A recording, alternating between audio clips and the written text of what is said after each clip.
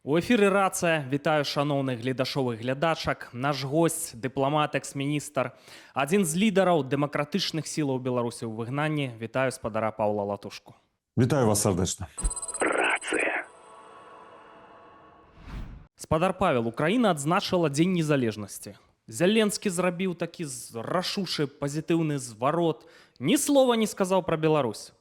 Лукашенко зрабіў зварот, і так вот, да украінцаў звярнуўся як да блізкіх сяброў, братоў і гэтак далей. Як быццам нічога не было, як быццам не было нападу з тэрыторыі Беларусі, як быццам ён не збіраўся там кантраляваць 3 вобласці Украіны ў 22-м годзе. Што это все азначае? Ну, што тычыцца, чаму ў заяве прэзідэнта Украіны не прагучала Беларусь, ну таму што гэта дзень незалежнасці Украіны. Што тычыцца самога Лукашенка, то гэта крывадушны чалавек, гэта ваенны злачынец, які здзейсніў акт агрэсіі супраць Украіны. Ён з пункту гледжання міжнароднага права не суагрэсар, а агрэсар у гэтай вайне. Бо актам агрэсіі з'яўляецца прадстаўленне тэрыторыі, а да гэтага інфраструктуры ваеннай, дзеля таго, каб наносіць удары па тэрыторыі суседняй краіны. Ён адчыніў мяжу з Украіны, праз якую ўвайшлі расійскія войскі, якія дайшлі да Кіева. І дзякуючы толькі волі, характару, духу украінскага народа, яны стрымалі гэтую навалу, і Кіеў не быў здадзены. А уявіце сабе, калі б гэта адбылося. Ну і нават не рэкамендую людзям, якія ўсё ж такі берагуць свае нервы, чытаць гэты зварот Лукашенка. Гэта здзек над украінскім народам. Гэта і у тым ліку і абраза нас усіх беларусаў. Ну, гэты чалавек не мае права прадстаўляць Беларусь, беларускі народ, таму яго словы вартыя 0, абсалютна 0. Але ён зараз, як заўсёды, пачынае сваю гульню. Яму вось гуляць у гэтай гульні не першы раз, і ён спрабуе прадаць гэты тэзіс перадусім унутр беларускага грамадства, што нібы ён за мір, а другое на захад. Глядзіце, я тут зноў пляцоўкай для міра хачу стаць. Спадар Павел, выкажу прыватнае меркаванне, так? Адчуваю у паветры пах пераменаў. Як бы гэта, можа быць, для кагосьці банальна не гучала, это яшчэ вось не адбыліся выбары ў Злучаных Штатах Амерыкі. Мне падаецца, што рашучы прэзідэнт, будучы, так, калі выйграе выбары, што там можа змяніць энергетычны баланс увогуле на зямлі, вялікія праблемы для Расіі, для рэжыма Лукашэнкі. Увогуле вось гэтыя глобальныя працэсы, яны на нашых вачах закручваюцца. Візіт высокапастаўленага чыноўніка кітайскага Ліцяна ў Менск. Модзі ў Кіеве быў на тым тыдні, так? І вырашаюцца вельмі сур'ёзнае пытанне, мне падаецца, Беларусь тут важны элемент. Хачу у вас спытацца пра сцэнары на будучыя паўгода. Як вы лічыце, ці могуць гэтыя паўгода быць вырашальнымі? Ну, у кантэксце беларускім я бы бачыў наступныя сцэнары, бо яны завязаны на электаральную кампанію, якая пачалася, якую нельга назваць выбарамі, але кампанія на наших вачах ужо нейкім сэнсе разгортваецца, да? Ну і яна набліжаецца. І мы разумеем, што заўсёды падчас асабліва прэзідэнцкіх электаральных кампаній ідзе максімальны ўзровень палітызацыі грамадства. І было бы абсалютна неправільным, гэта было бы здрадніцкім, не скарыстаць гэтую максімальную палітызацыю грамадства дзеля таго, каб яшчэ раз зрабіць максімальны ціск на рэжым Лукашэнкі. Зразумела, максімум мы верым у самы такі добрый варыянт, калі мы зносім гэты рэжым у Беларусь. Але давайте так, будзем рэалістамі, трэба рабіць і працаваць, і таксама прымаць факт таго, што штосьці ўдаецца, штосьці не ўдаецца, але не сядзець у куточку і чакаць, што хтосьці за нас штосьці зробіць, да? Так вось, якія сцэнары могуць быць? Ну, першае, я думаю, што можна было бы паспрабаваць з камунікацыі нашымі заходнімі партнёрамі паставіць ультыматум Лукашэнкі з боку заходніх партнёраў. Калі ён хоча далей існаваць у нейкім сэнсе грамадскім, скажем так, буду падбіраць словы, то ён павінен пайсці на транзіт. Транзіт ён сабе ўжо забяспечыў. У яго ёсць гэтая пасада кіраўніка Усебеларускага народнага сходу. Я думаю, што Захад мог бы паставіць даволі моцныя умовы, каб ён сапраўды адмовіўся ад удзелу ў выбарах 2025 года. Конечно, он будзе ўпірацца. Конечно, я не веру ў тое, што ён адмовіцца ад улады. Але чаму не спрабаваць?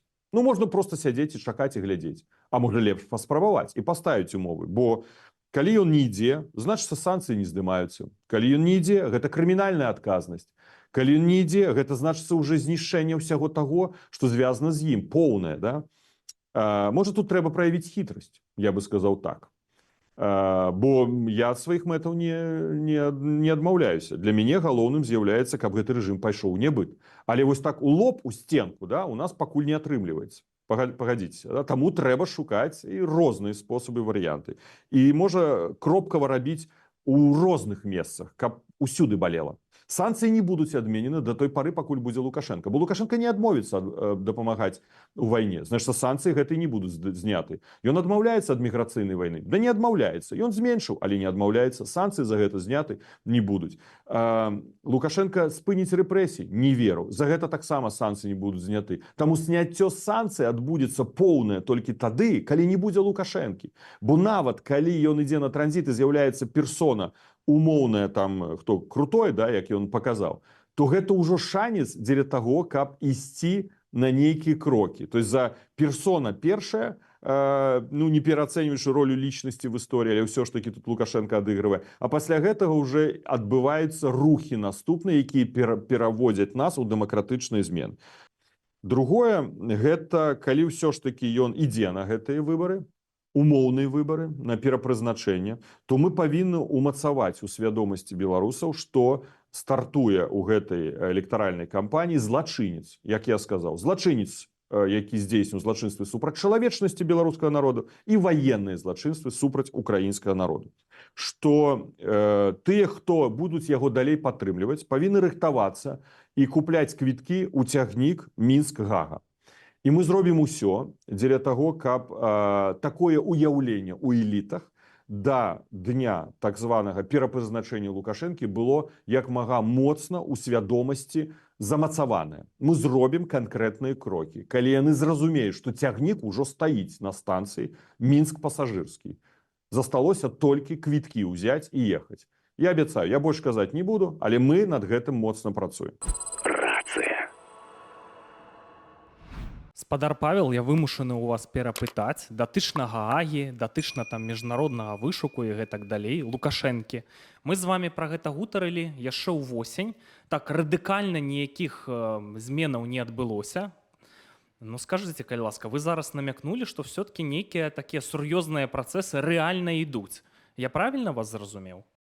Ну да, міжнароднае права – гэта тая сфера, якая найбольш павольная, на жаль, з пункту гледжання выкарыстання інструментаў і давядзення іх да эфектыўнага прымянення. Эфектыўным прымяненнем з'яўляецца ці выдача ордэру, ці арэшт, ці пазней ўжо пакарання злачынцу. Таму гэта ідзе так доўга, я пагаджуся. Звязана гэта з тым, што не мае дастатковай палітычнай волі ў нашых партнёраў, але ўсё ж такі я тут аптыміст. Мы працуем па некалькіх кірунках, вы ведаеце. Мы працуем па кірунку звязанаму з ваенным злачынствам, это украінскія дзеці, і мы працягваем працу. Вось на мінулым тыдні я даваў паказанні ў рамках правовой дапамогі для Генеральнай прокуратуры ў Літве. Таксама мы працуем па накірунку злачынствы супраць чалавечнасці. Гэта і забойствы, гэта гвалт, гэта рэпрэсіі, палітычна маваныя прысуды, дэпартацыя. Мы актыўна прасоўваемся па гэтаму кірунку. Мы працуем па кірунку агрэсія, але тут залежыць шмат ад Украіны. Украіна таксама тут робіць рухі. Так што тут ідзе праца па некалькіх накірунках. І я абяцаю вам, Лукашэнку не ўдасца выкруціць. Не ўдасца. Ну, я яшчэ хацеў бы вярнуцца да вось магчымых варыянтаў сцэнароў, да, пра якія вы кажаце. Усё ж такі, мне здаецца, гэта больш важна. Мы разумеем, што зараз у элітах вакол Лукашэнкі з'явіліся новыя персоны, такія як Рыжэнкоў, Крутой, Пяткевіч. Рыжэнкоў мае свае ўласныя амбіцыі. Гэта той чалавек, які вонкава працуе на рэжым Лукашэнкі, але сам мае амбіцыі прэзідэнцкага характару. Ведаю гэта з персанальных размоў. Гэта той чалавек, які сёння тактычна працуе на яго, але стратэгічна ў вырашальны момант будзе працаваць на сабе. І гэта тая частка, група людзей, якая можа быць падтрымана тым жа Сергіенка, А Рыженков быў першым намеснікам у Сергіенка. Сергіенка кантралюе ў нейкім сэнсе апарат КДБ. КДБ ўсё ж таки мае, ну, скажем так, умоўна 51%, мне падаецца, пра дзяржаўніцкіх настрояў. Не пра дэмакратычных, а пра дзяржаўніцкіх, тут не трэба блытаць. Таму ў іх ёсць тут інструменты нейкія ўплыву, і яны могуць зыграць сваю гульню. Ім можа дапамагчы Косінец, якога наўрад ці можна западозрыць у прамаскоўскіх поглядах, а ён займае сёння таксама важную пасаду намесніка старшыні ўсебеларускага народнага сходу. То есть гэта мы разглядаем сітуацыю, калі Лукашенко заўтра раніцай памрэ. Ёсць група прамаскоўская, якую мы можам назваць па прозвішчах умоўна як Карпенкоў, Качанова, хто там яшчэ, ну, вось Вальфовіч такая невядомая, да, такая фігура, ці да якой адно Гігін там знаходзіцца, гэтак далей. Яны маюць некаторы ўплыў, але ўсё ж таки я б не стаў пераацэньваць іх уплыву. Залежыць будзе ўсё ад пазіцыі ваенных. Ад таго ж Вальфовіча, залежыць будзе ад Хрэніна, но нават думаючы, аналізуючы тое, што адбываецца ў войскі, вось гэты прыклад, няхай дробны такі прыклад 6 беларускіх ваенных, якіх сёння затрымалі, гэта паказвае, што ваенны зыходзіць з таго тэзісу: а нахрена нам эта вайна? Ну, вось праўда, хоць міністр Хрэнін, а вось, ну, па што яна нам патрэбна? Паміраць за Пуціна, за Лукашенку дзеля Пуціна. Ну, няма ніякай матывацыі ў беларускіх ваенных. Таму будзе шмат залежыць ад ваенных. І яшчэ пытанне, вяртаючыся да вашага пытання і тэзіса.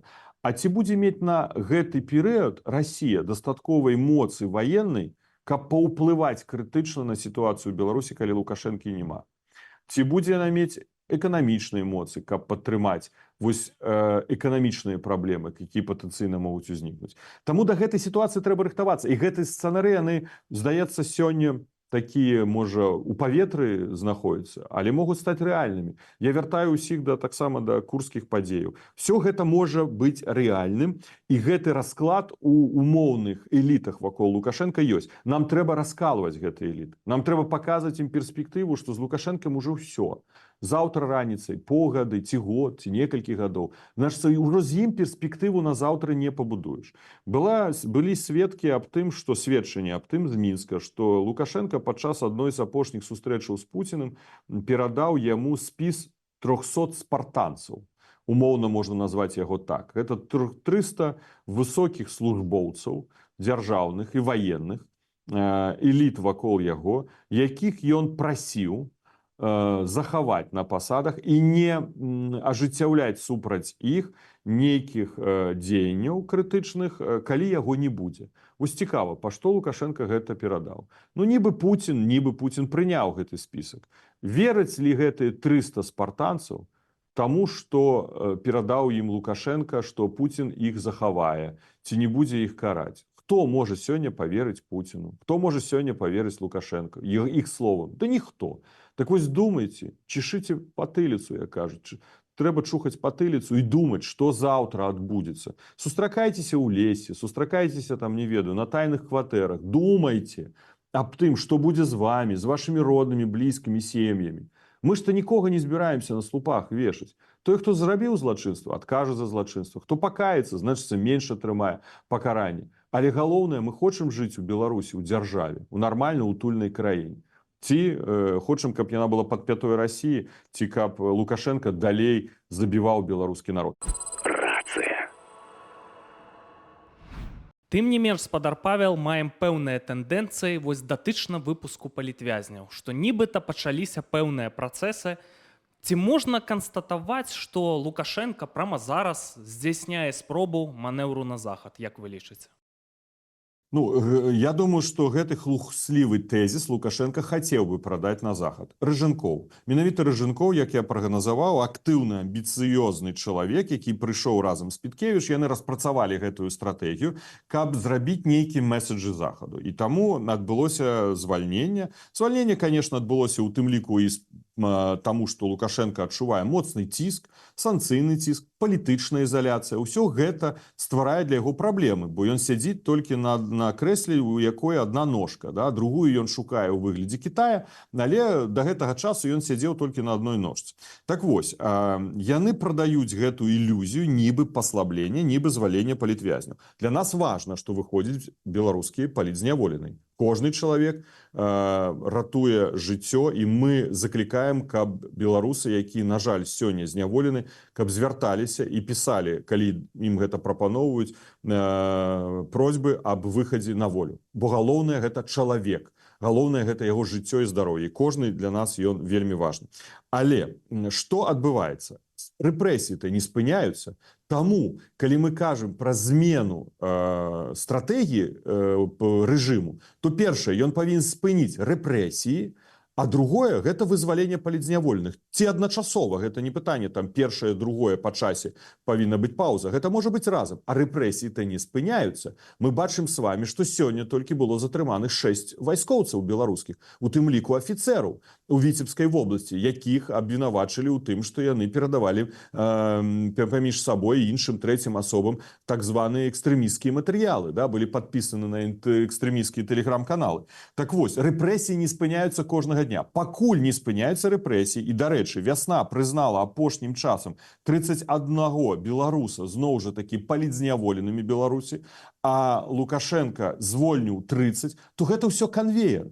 І таму мы з вами зараз наглядаем канвеер, фальшывыя меседжы Лукашэнкі, якія нічым не падмацоўваюцца. 170 палітычных прысудаў спраў затрымання арыштаванняў за мінулы месяц падалі праваабаронцы. Прабачце, пра які же спробы лібералізацыі адносінам з Захадам. Таму тут трэба вельмі дакладна бачыць гэту сітуацыю. Нават калі ён вызваліць у бліжэйшы час сотні, і гэта нельга выключаць, мы бачым, што такія крокі ён робіць, то гэта будзе частка гульні. Ён хоча згуляць па плану, які распрацаваў Рыжэнкоў, першую гэтую частку, перад перапрызначэннем вызваліць частку, даць нейкі меседж Захаду, а ўжо пасля 2025 года вызваліць яшчэ другую частку, дзеля таго, каб умацаваць сваё, нейкае умоўнае прызнанне ў вачах Захаду у якасці таго, хто кіруе Беларусь. Але на жаль, я тут пессіміст і скажу, што ён не вызваліць усіх. Я не уяўляю, я вельмі бы хацеў, не тое, што я прагназую негатыўны сцэнар, бо хацелася б нам усім тут верыць, што выйдуць усе. Я не уяўляю, што ён вызваліць, напрыклад, беларускіх вайскоўцаў, якіх ён пасадзіў там на 17 гадоў. Памяці, капітан быў з генеральнага штаба, да? І колькі яшчэ ваенных і людзей у пагонах, якіх ён пасадзіў у турмы. Што ён вызваліць лідараў дэмакратычнага руху, сапраўдныя лідары, якія знаходзяцца ў турмах. На жаль, я тут пессіміст. Што тычыцца палітзняволеных? У мяне ёсць таксама канкрэтная прапанова. Дарэчы, на мінулым тыдні я даваў інтэрв'ю Еўрарадыё і гэта агучыў, гатовы паўтарыць. Максім Рыжэнкоў, міністр замежных спраў Лукашэнкі. Ён знаходіцца пад санкцыямі Еўрапейскага Саюза. Раней была аналагічная сітуацыя з Макеем. Калі ён перайшоў з пасады кіраўніка адміністрацыі Лукашэнкі, а Рыжэнкоў перайшоў з пасады першага намесніка кіраўніка адміністрацыі, Макей таксама быў пад санкцыямі. І ў 2014 бадайжа ці 2015 годзе санкцыі з Макея былі зняты. І ён змог выязджаць у Еўрапейскі Саюз. Я памятаю, ён прыязджаў у Парыж, ён прыязджаў у Мадрыд, ён прыязджаў у Брусэль.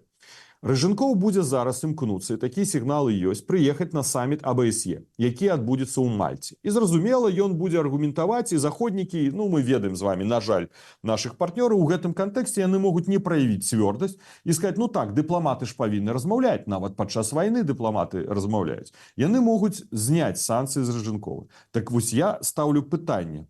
Калі яны ўсё ж такі ідуць на гэта, што для таго, каб Рыжэнкоў атрымаў гэтую магчымасць ездзіць у Еўропу, ён павінен вызваліць сотні беларускіх палітзняволеных. Сотні. Я не буду акрэсліваць лічбу, бо тут неправільна было б сказаць, ведаеце, 100 гэта мала.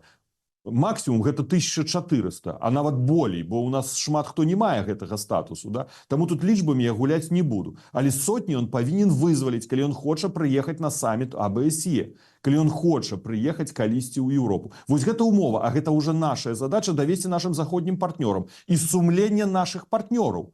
Ці яны пачуюць нашу прапанову. Бо, конечно, я магу як палітык агучыць, я абавязкова скажу гэта міністрам замежных спраў і Польшы, і Літвы, і заходніх краін, у Чэхіі будуць сустрэчы. Я абавязкова скажу, але іх уже таксама будзе адказнасць. Паставіць гэта рубам пытанне перад Рыжынковым. Хочаш прыехаць? Вызваляй. Вось гэта умова. Цікавая вось матывацыя рэжыма, чаму яны гуляецца вось у гульні з палітвязнямі, заігрываюць з Украінай, там рэверансы ў бок захада, то звярамі называюць, то нейкія рэверансы. Апроч таго, што вы сказалі, што Лукашенко хоча легітымізавацца там ці часткова. Ёсць такое меркаванне з Украіны, эканамісты падлічылі, што ў Расіі могуць быць грандыёзныя праблемы з эканомікай. Абрушэнне можа быць у 25-м годзе. Я не эканаміст, так? Я не маю тут экспертнага меркавання гучаць такія тэзісы. Ну а экспорт Беларусі, ён прывязаны да Расіі больш як на 60%. Гэта абвал у Беларусі, ну, эканамічнае крушэнне ў нас. У вас шмат матэрыялаў пра эканоміку, у вас у камандзе там ёсць прафесіяналы. Ці маем мы рызыку вось эканамічнага абрушэння ў Беларусі, як вы лічыце? Ну, все ж таки я не эканамічны эксперт, таму мне было бы цяжка прагназаваць. Лепш звярнуцца да бюро, да нашых сапраўды эканамістаў, якія бачаць гэту сітуацыю. Мы бачым з вами, конечно, умоўна знешнія прыкметы, звязаныя з напампаванасцю эканомікай рублём, напампаванасцю крэдытамі, калі фактычна заробкі растуць хутчэй, чым вытворчасць, і гэта ўсё стварае крытычныя рызыкі для існавання стабільнага існавання фінансавай сістэмы ў краіне. На сённяшні дзень Расія не мае, вы маеце рацыю, настолькі не нават ваеннай сілы і эканамічнай сілы. Ваеннай сілы з пункту гледжання нават такого, каб хутка вызваліць тую частку тэрыторыю, якую зараз кантралюе украінскія ўзброеныя сілы. І фінансавых рэсурсаў не маюць дастаткова, каб у поўнай меры дапамагчы Лукашэнкі. Таму мне падаецца, што зараз сітуацыя такая, ну, нейкім сэнсе, ну, не сказаць, што крытычна вырашальная, але она такая падаграваецца, і гэта бачна. І вось у гэты момант трэба гэта рабіць. Я калісьці сказаў спецпрадстаўніку Злучаных Штатаў Амерыкі па Беларусі яшчэ ў 2021 годзе, калі ў студзені у нас была сустрэча ў посольстве США, я сказал, что трэба увесці максимально моцныя санкции США у адносінах до Лукашенко. Это 21 год, это был студзень. И поехать до Макея с другим пакетом санкций, показать, что просто экономика будзе разбурана полностью. И он повинен зрабіць выбор, что он выбирае. Ідзе на змены или не ідзе на змены. Ну, у той час американцы гэта не зрабілі. На жаль, гэта факт. Калі была крытычная сітуацыя ў Беларусі ў 2020 годзе, санкцыі ўводзіліся колькі? З запазненнем, там, здаецца, месяц, калі там мы чакалі гэтай санкцыі. Яны былі вельмі лёгкія, вельмі павольныя, яны заўсёды спазняліся. Дыктатары пазней да гэтых санкцый адаптаваліся, да? Іх эфектыўнасць памяншалася. Колькі мы казалі пра гарманізацыю санкцый, калі Лукашенко зарабляў на абыходзе санкцый, дапамагаў Расіі працягваць вайну, забіваць украінскі народ. Таму гэта велічэзная праблема. Хто сёння кажа таксама пра звальненне палітзняволеных, вось я пабачыў з боку некаторых лідараў, якія кажуць: санкцыі. Так, пра гэта і казала каманда Народнага антыкрызіснага ўпраўлення. А што ў нас ёсць? У нас пустыя кішэні. Мы можам сёння арганізаваць пратэсты ў Беларусі? Не, ну у нас ёсць хаця ж бы санкцыі, праз якія мы можам уплываць на штосьці. І вось сёння ўжо некаторыя палітыкі, якія крытыкавалі санкцыі, кажуць, што гэта інструмент. Так вось, я лічу, што іх трэба яшчэ больш узмацняць, каб гэты інструмент быў больш эфектыўным. Лукашенко не прачнуўся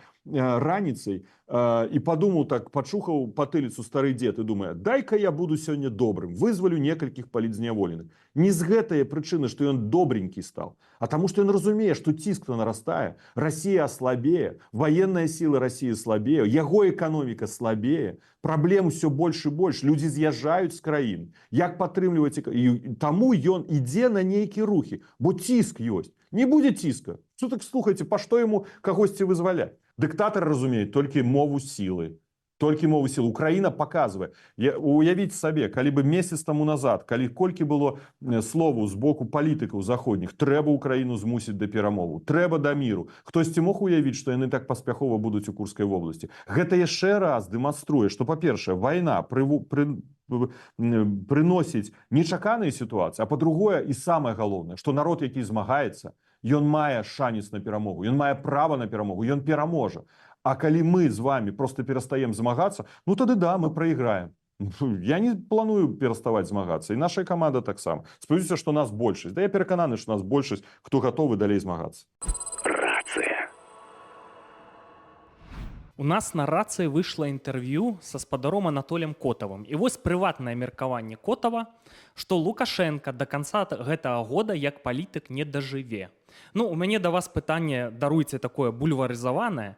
Відавочна, што Лукашенка, што іхная сямейка ўвогуле так здорава накрала. Я думаю, нават прыхільнікі Лукашэнкі разумеюць, што яны там скалацілі капіталы ў Беларусі сур'ёзнае. Ну, нават рынок эндапратэзаў, так, браць пад кантроль. Усё ж проста згрыбуць усё, што пад рукой ляжыць. Ці ёсць нейкія ацэначныя лічбы? Колькі яны накралі, якія капіталы ў сям'і Лукашэнак? Ну, ведаеце, тут экспертаў шмат было, ад 8 до 20 мільярдаў накрадзеных грошаў, што і віла ў яго эміратах, і гэтак далей. Да яго вілы ў Беларусі колькі там 19, не зразумела, па што яму гэта ўсё трэба. Тут трэба нават не фінансава глядзець, колькі ён скраў, ці колькі ён выцягнуў грошай, рэсурсаў з нашай краіны. Ён выцягнуў рэсурсы перспектывы, разумееце? Ён запаволіў развіццё Беларусі, нашай краіны на дзесяцігоддзі. У гэтым праблем. І тое, што адбылося апошнім часам за IT-сектарам. І тое, што карупцыйных схемаў колькі лекараў выехала, дактароў з Беларусі, калі гэта праблем. Гэта увогуле сотні тысяч дэпартаваных. Колькі моладзі выехала, сем'ямі выехала. Зараз крытычная сітуацыя, што наша нацыя ідзе у перспектыву старэння і вельмі хуткага старэння. Вось гэта будзе выклік для новага ўрада ў Беларусі. Як выйсці? Нараджаць жа дзяцей не атрымаецца. Памяце, Лукашенко ўсё казаў там: ой, там нараджайце, крычаў, да? Але вось да чаго давёў Лукашенко. Так што тут гэта мільярды, гэта адна праблема, а ён стварыў на перспектыву нам велічэзныя праблемы. Спадар Павел, датычна сцэнароў, ну і яшчэ ж могуць быць сцэнары такія, што Украіна зазнае поспех, так? Якое было натхненне пасля этой курскай аперацыі? Пах у паветры быў дэстабілізацыяй пуцінскага рэжыма. Таксама варыянт, чаму не? І як сябе павядуць гэтыя розныя генералы, сілавікі, якіх вы называлі? Вальфовіч апынуўся штосьці паводле ягоных паводзінаў не такім ужо пракрэмлёўскім, так? Карпянкоў увогуле некуды знік. Церцель з КДБ увогуле паляк этнічны, так? Можа быць, і жыве Беларусь, скажа, пройдзе нейкі час. Ведаеце, я гэтых варыянтаў абсалютна не выключаю. Давайте ідэалізаваць не будзем уже. Спадар Павел, разглядаеце варыянт увогуле, што пры сённяшняй сітуацыі, калі Польша пабачыла рызыкі вайсковыя з Беларусі, ядравая зброя з'явілася, на ўласныя вочы пабачылі наступ на Украіну. Украіна разумее абсалютна, я перакананы, стратэгічную важнасць беларускай тэрыторыі. Я маўчу пра Рэспубліку Літва. Яны таксама ўсё бачаць, разумеюць. Украіна іх у многім уратавала. Но ці разглядаеце сцэнар, што Беларусь застанецца ў расійскай арбіце? Ну, это залежыць ад нас з вами, ад беларусаў. Застанемся мы ў расійскай арбіце ці не. І гэта пытанне таксама ідэалагічнае, інфармацыйнае, бо калі мы павінны пастаянна беларусам тлумачыць, адкуль ідуць рызыкі існавання нашай нацыі, народу, нашай будучыні, што рызыкі якраз такі з усходу, а не з захаду, што наадварот прадстаўляе рэжым Лукашэнкі. Застанемся мы ў арбіце. Я думаю, што, конечно, мы верым у перамогу Украіны, і гэта стратэгічна важная. Важна, каб Украіна перамагла, бо гэта адкрывае для нас дзверы, у тым ліку магчымасці вырвацца з абдымкаў расійскай федэрацыі. Бо калі Расія слабая, і гэта гісторыя ўжо паказвала, 90-е гады пачатак, тады нашы суседзі скарысталі з гэтага. З гэта скарысталі Літва, Латвія, Эстонія, як самы лепшы прыклад. І яны змаглі гэта зрабіць. Яны з'яўляюцца членамі Еўрапейскага саюза, членамі НАТО, іх эканамічнае развіццё не ў параўнанні з намі.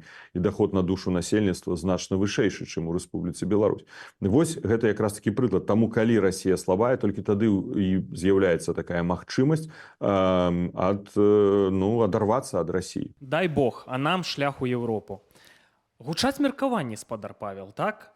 Ну, калі будзе усталёўвацца новая Беларусь, мы марым пра Беларусь, першая краіна свету і гэтак далей, гучаць меркаванні, нічога не будзе. Выхада да мора няма, прыродных рэсурсаў няма. Ну, там і гэтак далей. Ёсць людскія рэсурсы, і то дэмаграфічная катастрофа. Шансаў няма. Што вы думаеце пра гэта? Ну, а ў Тайвань? добра, на што там маленькая краіна і адна з багацейшых краінаў, да? То есть гэта пытанне эканамічнай мадэлі, это ж не все толькі залежыць ад мора, да? У нас ёсць, апрача прыродных рэсурсаў, якія, ну, таксама існуюць, гэта і каліны ўгнаенні, гэта і торф, і дрэва, тое ж. Я нават недавно глядзеў, было інтэрв'ю, здаецца, з намеснікам міністра лясной гаспадаркі Польшы, якія казалі пра праблемы з дрэвам у Польшы ў сувязі з тым, што Беларусі не пастаўляецца дрэвапрадукцыя. Да. З іншага боку, наш рэсурс гэта транзіт. Гэты транзіт мы зараз згубілі. Я памятаю, 1,5 гады таму назад у Сенаце Польшы была спецыяльная дыскусія, дзе паказвалі транзітныя шляхі, якія будуць развівацца пасля перамогі Украіны в вайне з Расіяй, і там, на жаль, не было Беларусі. І вось гэта тое, што мы губляем. Таму дэмакратычная Беларусь гэта усе магчымыя дадатковыя плюсы для эканомікі.